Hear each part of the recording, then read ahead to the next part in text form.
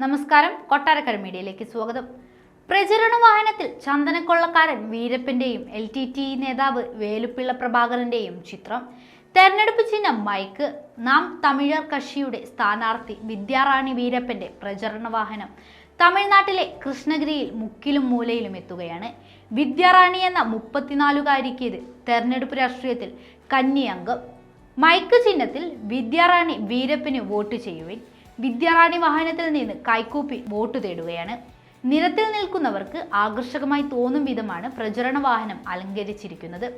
പ്രചരണ വാഹനത്തിന്റെ മുൻവശത്ത് നാം കണ്ട് പരിചയം വന്ന വീരപ്പന്റെ കൊമ്പൻ മീശയുള്ള ഫോട്ടോയും വലിയ ഫ്ലെക്സും.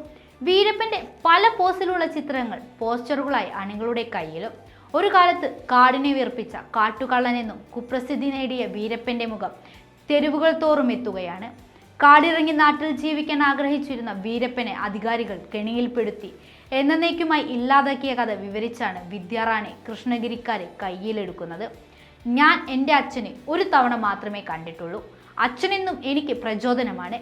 അവസാന നാളുകളിൽ കാടിറങ്ങണമെന്നും സമൂഹത്തിലിറങ്ങി പാവപ്പെട്ടവർക്കു വേണ്ടി പ്രവർത്തിക്കണമെന്നും അദ്ദേഹം ആഗ്രഹിച്ചിരുന്നു. അത് നടന്നില്ല. അച്ഛൻ ആഗ്രഹിച്ചത് പൂർത്തിയാക്കാനാണ് ഞാൻ ജനങ്ങൾക്കിടയിലേക്ക് ഇറങ്ങിയിരിക്കുന്നത്. അച്ഛനോട് ഇവിടത്തുകാർക്ക് സ്നേഹവും ആദരവുമാണ്. അതെനിക്കും അവർ തരുന്നുണ്ട്, വിദ്യാറാണി വീരപ്പൻ പറഞ്ഞു. അച്ഛനും അമ്മയും കാട്ടിലായിരുന്നപ്പോൾ ഞങ്ങൾ മക്കൾ രണ്ടുപേരെയും സംരക്ഷിച്ചത് കുറെ ഗ്രാമീണരാണ്. മാതാപിതാക്കൾ അടുത്തില്ലാത്ത വേദന മറക്കാൻ അവരുടെ സ്നേഹലാളനങ്ങൾ സഹായിച്ചു.